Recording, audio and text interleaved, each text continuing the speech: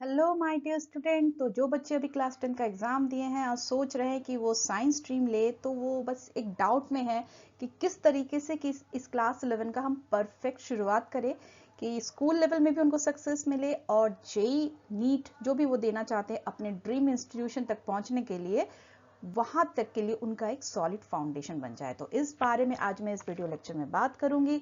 आपको मैं गाइड करूंगी, पूरा रोड मैप दूंगी, आपको एक अच्छा सा टाइम टेबल दूंगी वीकली, जिसको आप फॉलो करेंगे तो आपका ड्रीम जरूर पूरा होगा। क्योंकि क्लास 11 कोई ऐसा वैसा क्लास नहीं है, ये लॉन्च पैड है आपको आपके सक्सेस तक पहुंचाने का। ठीक है, तो time to rise, time to shine. तो चलिए देखते हैं किस तरीके से हम अपने सपनों को पा सकते हैं। ठीक है, तो अब देखिए, सबसे पहला काम तो आपको क्या करना है, आपको एक गोल सेट करना है। भाई वो गोल रियलिस्टिक होना चाहिए ताकि आप अपने टारगेट को अचीव कर सके। आपके दो टारगेट होने चाहिए, एक तो स्कूल का एग्जाम और एक आपका कम्पिटिटिव एग्जाम। तो पहले आप क्या करेंगे कि टाइम फिक्स कर ले कि दिन में इतना टाइम मुझे पढ़ना ही पढ़ना है। लॉन्ग टर्म की सोच के पढ़े कि अभी लग रहा है कि इतना थोड़ा सा पढ़ना है, बाद में देख लूंगा, या फिर बहुत ज्यादा पढ़ना है बाद में पढ़ लूंगा। बाद में कभी नहीं आता है। तो अभी से एक शेड्यूल बना के फ्यूचर के लिए काम करना शुरू करना होगा आपको। दूसरी बात है कि आपको मैं कुछ बुक्स बता रही हूँ जो आप अगर फिजिक्स केमिस्ट्री बायो मैथ्स में अगर फॉलो करें, चाहे आप सेल्फ स्टडी भी कर रहे हो जिसके जरिए आप अपने ड्रीम को अचीव करना चाहते तो भी आप कर सकते हैं। जैसे कि देखिए, आपके फिजिक्स में ये रहा आपका फिजिक्स में एनसीईआरटी और एचसी वर्मा। केमिस्ट्री के लिए तो एनसीईआरटी आपका सफिशिएंट है, इसको तो पढ़ना जरूरी है। बायो में भी एनसीईआरटी, साथ में एमटीजी फिंगर टिप्स, और मैथ्स में तो RD Sharma along with NCERT. भाई एनसीईआरटी तो किसी में नहीं छोड़ना है, एनसीईआरटी आपको सब में करना है। पर फिजिक्स में क्या एक प्रॉब्लम होता है कि आपको कंसेप्ट के साथ उसके न्यूमेरिकल प्रैक्टिस करने की जरूरत है, तो वो आपको भर भर के एससी वर्मा में मिल जाएगा। केमिस्ट्री में तो आपको बहुत अच्छे से एनसीईआरटी ही पढ़ना है, चाहे पार्ट 1 हो पार्ट 2 हो। और बायो में एनसीईआरटी भी पढ़ना है बहुत अच्छे से। और फिंगर टिप्स की बात करूं तो आप एमटीजी के फिंगर टिप्स चारों सब्जेक्ट में ले सकते हैं, और मैथ्स में आरडी शर्मा। ठीक है, तो ये हो गई हमारी क्या क्या बुक्स होनी चाहिए। अगला आता है कि हमें कंसेप्ट की क्लियरिटी होनी चाहिए कि हम जो पढ़ रहे हैं वो हमें समझ आ रहा है कितना। तो उसके लिए जरा ये टेबल देखिए, ये टेबल नहीं सॉरी पाई चार्ट है। आपको मैंने अच्छे से वेटेज बता दिया है कि इन चैप्टर्स में, जो कि आपके क्लास 11 के सारे चैप्टर्स हैं, और हर चैप्टर से कितने वेटेज के आपके क्वेश्चंस आने वाले हैं जेईई नीट की। तो उस हिसाब से आप अपना प्लान शेड्यूल कर सकते हैं। मैं आपको हेल्प तो करूंगी ही, पर आपको भी एक आइडिया होना चाहिए। ठीक है, और दूसरी बात है, अगर आप क्लास 11 के सारे सब्जेक्ट की बात करें जो कि जेईई नीट में आते हैं, उसमें से सबसे ज्यादा वेटेज आप देखिए 53.3% आपके मैथ्स का होता है। उसके बाद होता है आपका फिजिक्स का, और उसके बाद होता है केमिस्ट्री का। ठीक है, तो मैथ्स को तो अच्छे से पढ़ना है, लेकिन मैथ्स के लिए आपको क्या करना है, ढेर सारे क्वेश्चन प्रैक्टिस करना है। पर केमिस्ट्री में आपको कंसेप्ट समझना है, एनसीईआरटी सॉल्व करना है। तो पहले आ जाते हैं कि एनसीईआरटी सक्सेस की बात करें केमिस्ट्री में, तो एनसीईआरटी एकमात्र मूल मंत्र है। तो थॉरोली आपको पढ़ना है, हर चैप्टर को मल्टीपल टाइम्स पढ़ना है, हर कंसेप्ट को बहुत अच्छे से समझना है। ठीक है, दूसरा आपको फोकस करना है कंसेप्ट्स पे, ऐसा नहीं रट्टा मार लिया हो गया। कंसेप्ट्स पे आपको फोकस करना है, फंडामेंटल्स को समझना है। जैसे कि आपके फर्स्ट चैप्टर के फंडामेंटल्स है मोल कंसेप्ट, जो कि मैं अगले वीडियो में लाने वाली हूँ, जिसमें आपको मोल कंसेप्ट और स्टोइक्योमेट्री। सुनने में थोड़ा अटपटा लग रहा है, जो कि अभी नए नए स्टूडेंट है जो जस्ट 10th पास करके आया है, घबराइए मत, बहुत आसान है। पर समझना है आपको ये कंसेप्ट क्या है। अगला चीज है कि आपको एनसीईआरटी के इन टेक्स्ट हो जाए, एनसीईआरटी के एक्सरसाइज हो जाए। एक चीज जो मैंने नहीं लिखा है वो है आपको एनसीईआरटी के सॉल्व्ड जो एग्जाम्पल्स भी है ना, उन्हें भी प्रैक्टिस करना है, वो भी इंपॉर्टेंट है। ठीक है, उन्हें इग्नोर नहीं करना है। अब आ जाते हैं हम अगले टॉपिक पे कि अब हमें आगे और क्या क्या पढ़ना है। तो अब शुरू करते हैं कि हम पढ़ाई कब से क्या करें। तो सबसे पहले अप्रैल का महीना तो आधा हो ही चुका है। आज मैं रिकॉर्ड कर रही हूँ, टुडे इज 22 अप्रैल। आज ही अपलोड हो जाएगा, आप तक पहुंच जाएगा। तो अप्रैल से लेकर जून का आपको क्या पढ़ना है। अप्रैल से लेकर जून तक में आपको पढ़ना है बेसिक कंसेप्ट ऑफ केमिस्ट्री, जिसमें आएगा आपका साइंटिफिक नोटेशन कैसे लिखना होता है, स्टैंडर्ड नोटेशन कैसे लिखना होता है, मतलब सबसे बेसिक की बात कर रही हूँ। और थोड़े आपको लॉज ऑफ केमिस्ट्री पता होना चाहिए, जैसे कि डाल्टन लॉ, डाल्टन्स पोस्टुलेट, हल्का फुल्का आइडिया, उतना जरूरी नहीं है। जरूरी है थोड़ा मास कंजर्वेशन का law, multiple proportion, law of definite proportion, Gay Lussac's law, ये सब आपको थोड़ा पता होना चाहिए जो बेसिक कंसेप्ट में आ गया। मोलर मास निकालना आना चाहिए। फॉर्मूला मास और मोलर मास में क्या डिफरेंस होता है, ठीक है, अभी बता ही देती हूँ। फॉर्मूला मास होता है आयनिक कंपाउंड का जब हम मास निकालते हैं, और मोलर मास तब होता है जब हम कोवेलेंट कंपाउंड का मास निकालते हैं। बस इतनी सी बात है, पर ये एमसीक्यू के क्वेश्चन में आ जाता है, तब बच्चे फंस जाते हैं, ठीक है। तो ये सब छोटी छोटी चीजें हमें बेसिक कंसेप्ट में सीखना है। राउंडिंग ऑफ नंबर्स देखना है, फिर उसके बाद लैब में जब हम एक्सपेरिमेंट करते हैं, डेटा मल्टीपल आता है, तो उसमें हमें एक्यूरेसी और प्रिसीशन के बारे में भी आइडिया होना चाहिए, उसके भी छोटे मोटे आपके एमसीक्यू आ जाते हैं, तो वो हो गया। फिर सबसे इंपॉर्टेंट, कितने सारे आप टिक लगा लो, ये मोल कंसेप्ट है।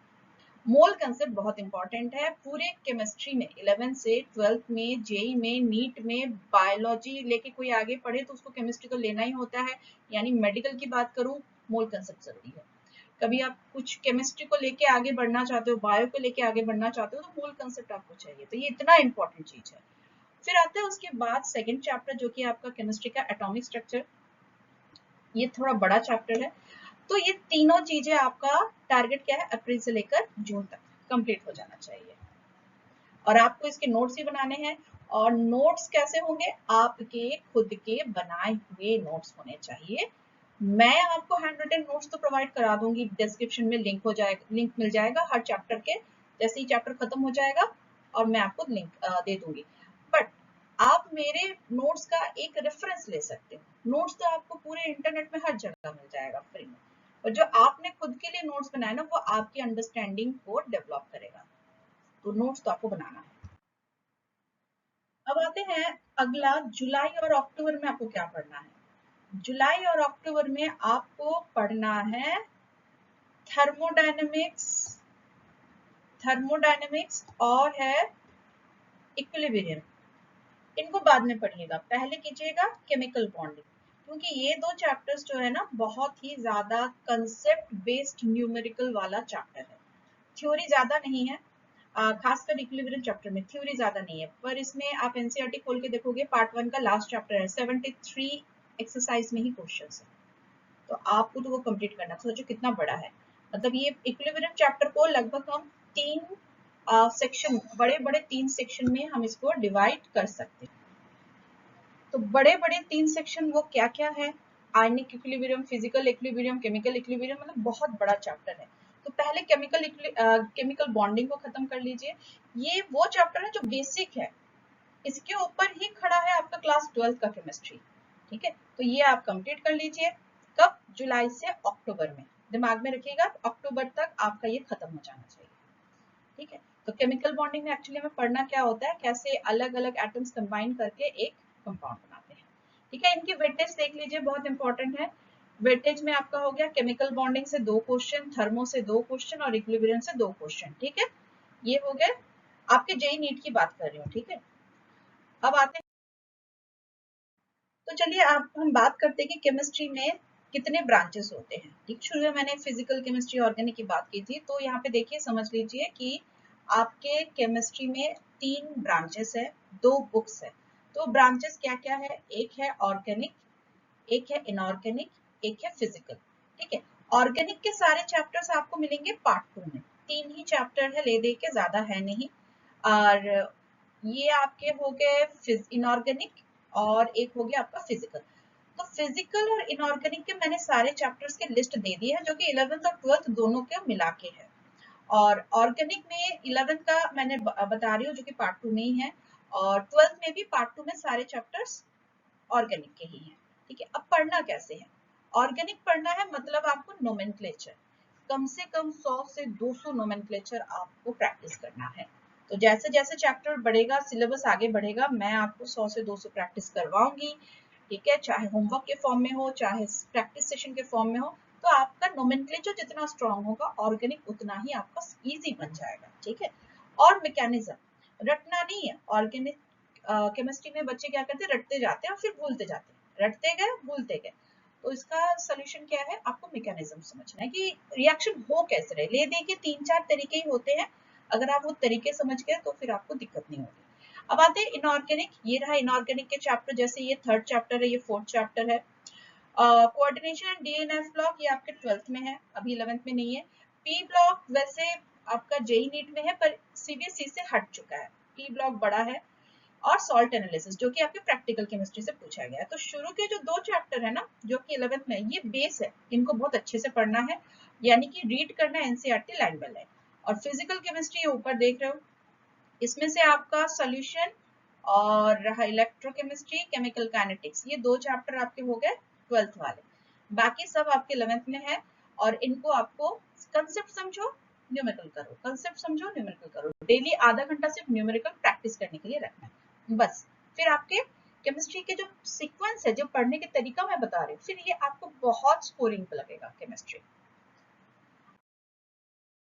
अब आते हैं आपके पास क्या क्या बुक्स होने चाहिए जिससे कि आप केमिस्ट्री अच्छे से समझ सके। सबसे पहला मैंडेटरी एनसीईआरटी बुक्स होने चाहिए, चाहे पार्ट 1 हो पार्ट 2 हो, दोनों होनी चाहिए।